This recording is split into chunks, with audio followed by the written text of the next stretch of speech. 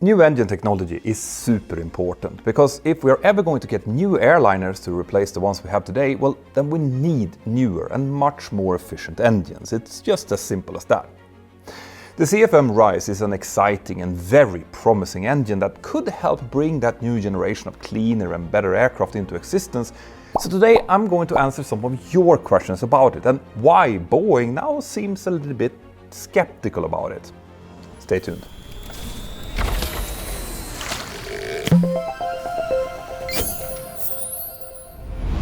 Fuel prices have been a headache for the aviation industry ever since the first oil crisis back in the 1970s. But something that many people maybe don't realize is that because of this, the fuel prices have also been directly affecting aircraft designs. For example, turboprop aircraft have often seen a rise in demand for regional and short-haul routes whenever the fuel price have been going up, since they are generally more efficient on those routes, partially due to their lower cruise speeds. But then, as soon as the fuel prices have been dropping again, well, then the airlines have generally been going shopping for smaller jet aircraft instead, since they are faster and also a bit quieter for the passengers. Now, we have all recently also gotten a bit more environmentally conscious, adding yet another reason why we all want to see better fuel efficiency on top of the obvious one for the airlines: money. This is why we have lately seen an increasing call for new, extremely efficient aircraft, and that's only a few years after both Boeing and Airbus actually introduced new versions of their single-aisle jets, who are already 14 to 15% more efficient than the previous generations. Now, as I've explained in previous videos, neither Boeing or Airbus have officially launched any new aircraft to replace their best-selling single-aisle jets, but I have also at the same time pointed to the fact that both of them have been studying something that might eventually fill that role. Airbus, for example, have been working on a group of concepts under the generic name Next Generation Single Aisles, or NGSA, which involves a number of new designs and manufacturing technologies. And Boeing have on their end been working together with NASA on their project called the Transonic Thrust Braced Wing, or TTBW, now officially known as the X-66 Alpha. That's the name that NASA gave the test aircraft that Boeing will build for this project, which is based on an old MD-90, and this aircraft should start test flights as early as in 2028. Now, both of these concepts are looking at different ways of increasing the fuel efficiency by, among other things, improving the design of the airframe, which is basically every part of the aircraft except for the engines. There is a lot to be gained there, thanks to recent access to new lightweight materials, as well as super high aspect ratio wings. Think glider wings, basically. Now, I'll get back to those airframes and their improvements soon, but the reality here is that the by far biggest improvements in aircraft fuel efficiency will always come from the engines. Basically, for a new generation of passenger jets to make any kind of sense, especially for the narrow bodies that make up most of the world's fleets, we need a new generation of more efficient engines. So, what kind of engines can we look forward to then? Well, Pratt & Whitney has his PW1000 Golf geared turbofan family, which is already available in various sizes for different aircraft. Now, they are also looking at developing a second generation of those engines, which I'll also get back to soon. The other engine maker, whose engines power a lot of single-aisle aircraft today, is CFM, which is a 50-50 joint venture between General Electric in the United States and Safran in France. Their latest operational engine is the LEAP 1, which powers a lot of the Airbus A320neo family jets, all of the 737 MAXes, as well as China's C919. And of course, CFM are the ones that's also working on the unique RISE engine, where RISE stands for Revolutionary Innovation for Sustainable Engines. Now, the idea behind the RISE is to increase the bypass ratio of the engine substantially in order to boost its efficiency. As I've explained before, to get more power out of a jet engine, we can either push the same amount of air backwards at a higher speed, or we can push more air backwards at the same speed. And the latter method, more air, low speed, is the more efficient way of doing things. Older turbojet engines pushed a small amount of air really fast backwards, which made them both quite inefficient and loud. Now, a lovely sound in my ears, but it's quite an acquired taste. Now, turbofan engines are like turbojets, except that most of the air is pushed backwards by a large fan in the front, and then it goes around or bypasses the engine core, which means that those engines have what's known as a big bypass ratio. Now, modern turbofan engines, like the CFM LEAP and the Pratt & Whitney geared turbofan, have bypass ratios in the order of 11 or 12 to 1. And the Airbus A320neo version of the Pratt & Whitney GTF actually reaches as high as 12.5 to 1. As far as I know, that's the highest bypass ratio of any operational engine in use today, at least until some version of the Rolls-Royce gigantic Ultrafan engine enters service, that is, but we'll see when that happens. But the CFM Rise, thanks to its unshrouded open fan design, will have an effective bypass ratio of around 20 to 1. That's an incredible improvement over the latest generation of turbofans, which are still pretty new, mind you. The potential of this engine design was very well understood already back in the late 1980s, which is why both General Electric and Pratt & Whitney were actually developing versions of these engines already back then. But they both later abandoned the idea, basically because the technology in materials and aerodynamics just wasn't ready yet. And as it turns out, there is still some skepticism around these engines. I actually made a video about the Rise about a year and a half ago, and one of the main questions in the comments back then was, aren't these engines just repackaged turboprops?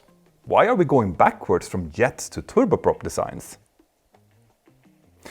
Well, I will explain the answer to that, plus why Pratt & Whitney aren't going down the same road and why now even Boeing seems to have the reservations.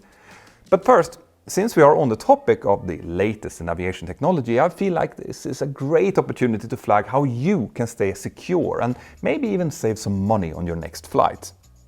The answer is today's sponsor, NordVPN. Nord works by masking your actual IP address and giving you a new one based on your preferred location. If you first clear your cache, you can then move your location to a country where the prices for booking rental cars, flights or hotels are lower, and then just book from there.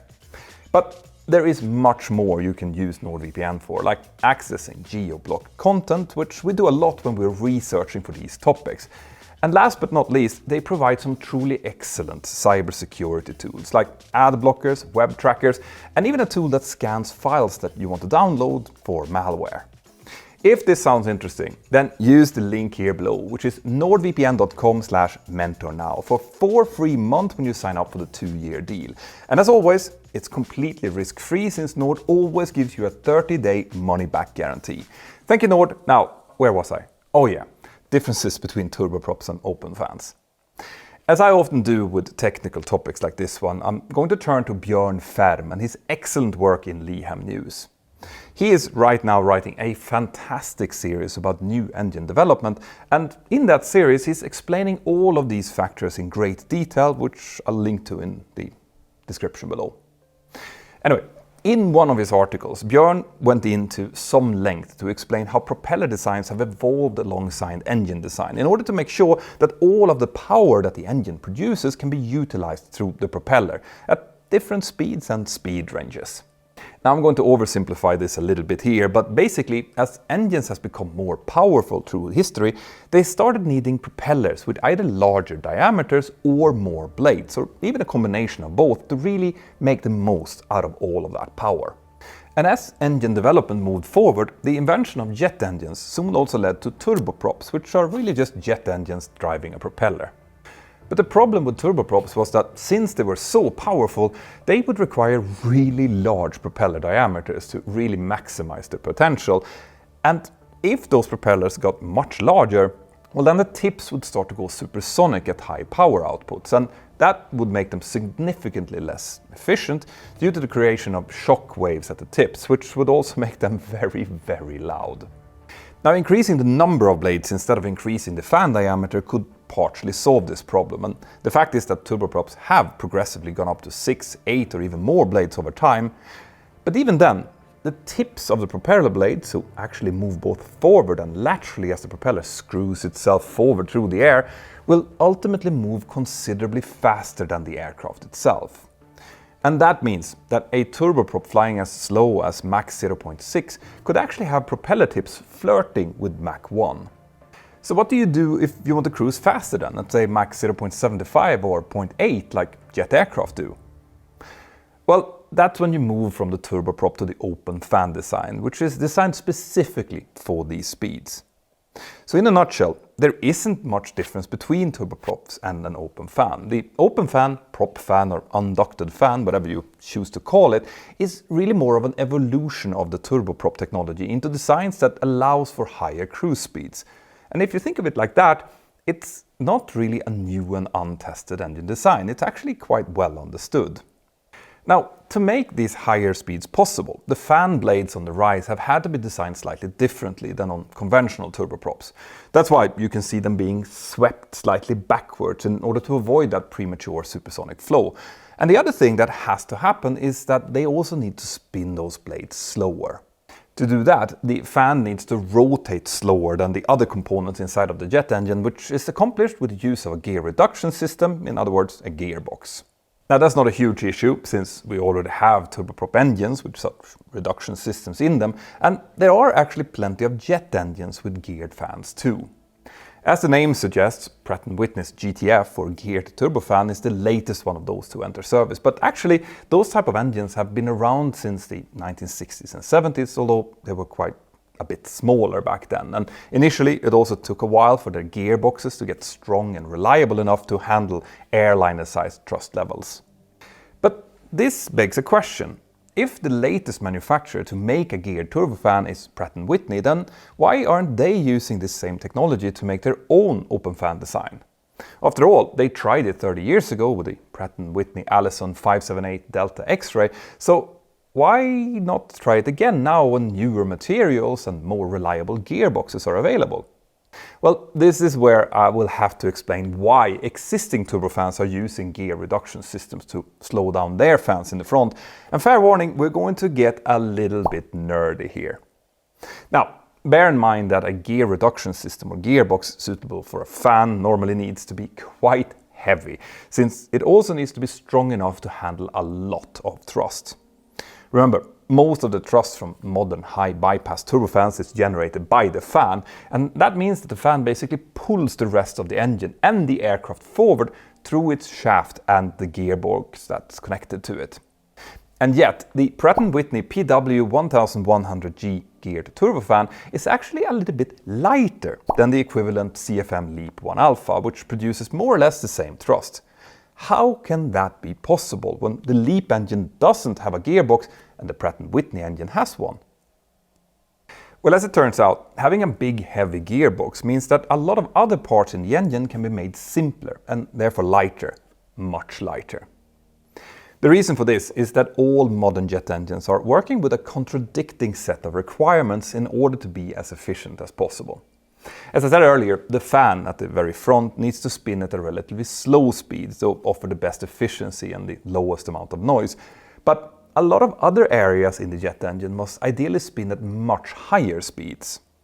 The turbine, for example, near the rear of the engine, which is spun by the jet's exhaust gases, gains efficiency with speed. And it's the low pressure turbine stage that drives the fan in the front through a shaft. You see a problem? Without the gearbox between these parts, engine designers needed to figure out how to slow down the low pressure turbine enough to keep the fan from going too fast. And they have usually done this by adding more and more turbine stages, often giving them larger and larger diameters. The same goes for the low pressure compressor, who sits just behind the fan. It also needs more stages if it's going to operate at a slower speed and stay efficient. So putting a gearbox between the fan and the rest of the engine means not only that all parts can run at more ideal speeds, but also that the engine can be simplified, reducing the number of turbine and compressor stages altogether. As an example, the CFM LEAP 1 Alpha engine has 3 low pressure and 10 high pressure compressor stages, followed by the burn chamber and then the 2 high pressure and 7 low pressure turbine stages.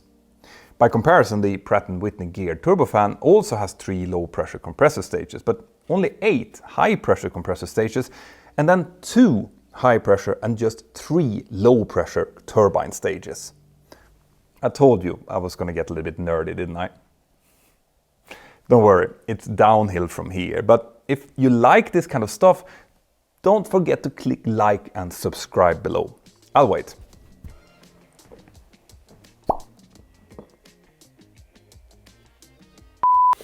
So, having fewer compressor and especially turbine stages saves weight, despite the weight of the gearbox.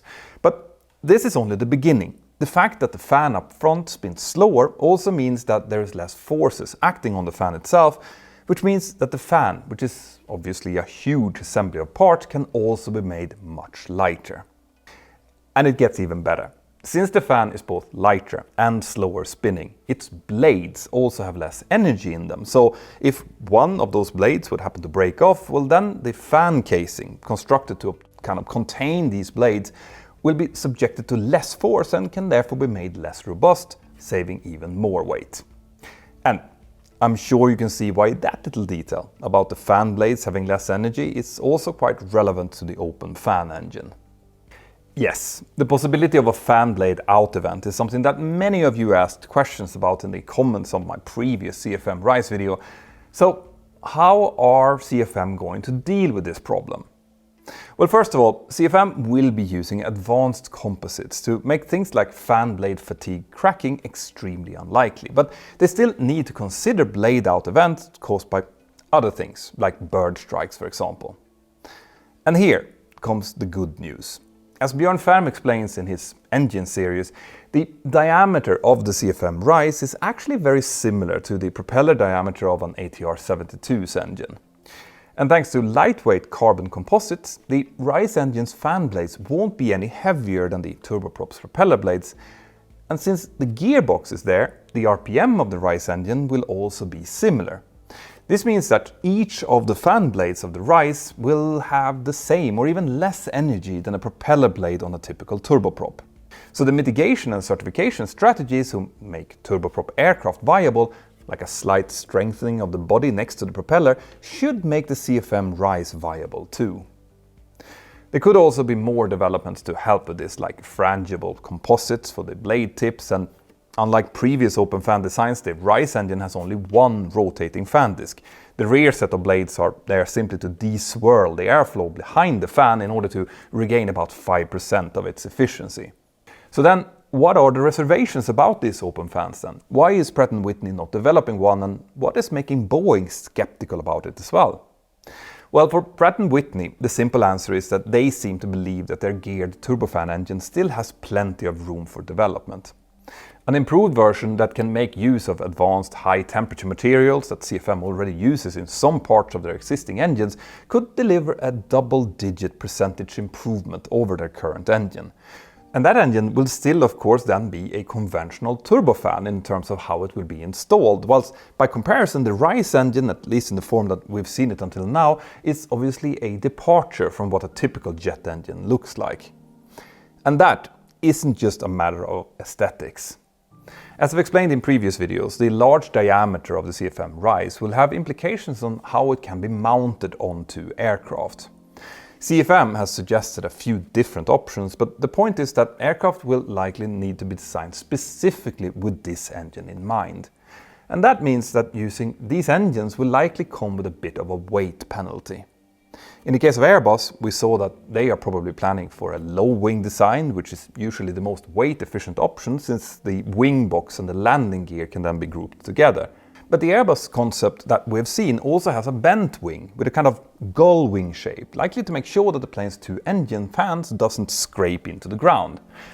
Now, the inclusion of that bend in the wing will incur a small weight penalty, so the extra efficiency of the Rise engine over a geared turbofan will get a slight hit by the need for a heavier airframe. On top of that, even if a broken fan blade has little energy, the aviation authorities will still likely require some of that strengthening of the fuselage that I mentioned before, which would obviously add another weight penalty. And all of these factors put together are known as the installation weight, something you typically want to keep as low as possible. So what about Boeing then? What are they worried about? Well, the interesting thing about them is that their transonic thrust brace wing demonstrator already has a high wing layout, which, like I mentioned, comes with a weight penalty in itself compared to a low wing design. But the super long, extra high aspect ratio of its wing should compensate for that. So in theory, this should make a large diameter engine like the CFM Rise a kind of no-cost option for Boeing in terms of additional installation weights at least. But that's assuming that Boeing is still thinking of the transonic thrust brace wing design as the most likely layout of their next airplane. And if they're having second thoughts about the Rise engine, as Aviation Week believes, then perhaps they're having second thoughts about the aircraft layout too, which I personally think is highly likely because I would love to see how much crosswind that thing will be able to take. There is also another interesting operational consideration when it comes to the Rise engine. According to sources, Boeing has also voiced concerns about the fact that the large propellers on the Rise could cause aerodynamical differences between the flow from the left and right engine, since the deswirling is not 100%, but I personally find that a little bit hard to believe. After having talked to Björn myself, I find it more likely that the airflow from the Rise would interfere with the thrust braces on the wing in a way that causes interference drag, which might make it less efficient compared to a standard ducted design. Finally, Aviation Week also reports that Boeing is actually thinking of offering their next aircraft with more than one engine option, something they haven't done on the 737s ever. Unlike Airbus, who offers two engine types for its Airbus A320neo family, Boeing only offers different engine options on wide bodies like the 787 or older designs like the 767 and 757. If Boeing wants two different engines for the next aircraft, well, then the CFM Rise might be very tough to justify, assuming that the other option is a conventional ducted turbofan. And that's because the turbofan version would obviously have to use the same airframe as the Rise engine version, suffering additional unnecessary installation weight penalties as a result. Having said all of this, CFM has also stated that the Rise engine is a development program that includes more technologies beyond just the open fan design itself. This includes features like the geared fan, the miniaturized engine core, and the extended use of advanced high-temperature materials. All of these innovations will be part of whatever other engines that the company launches in the near future, even if it turns out not to be such a radical new design as the Rise. Now, what do you think? Would you want to fly in an airliner with the CFM Rise engines, and do you think Boeing's next plane will have them? Let me know in the comments here below. Now, consider supporting me by supporting my sponsors, or help me out directly by joining my awesome Patreon crew. It's soon time for another Zoom hangout, and I would love to see you over there next time. Have an absolutely fantastic day wherever you are, and I'll see you next time as well. Bye bye.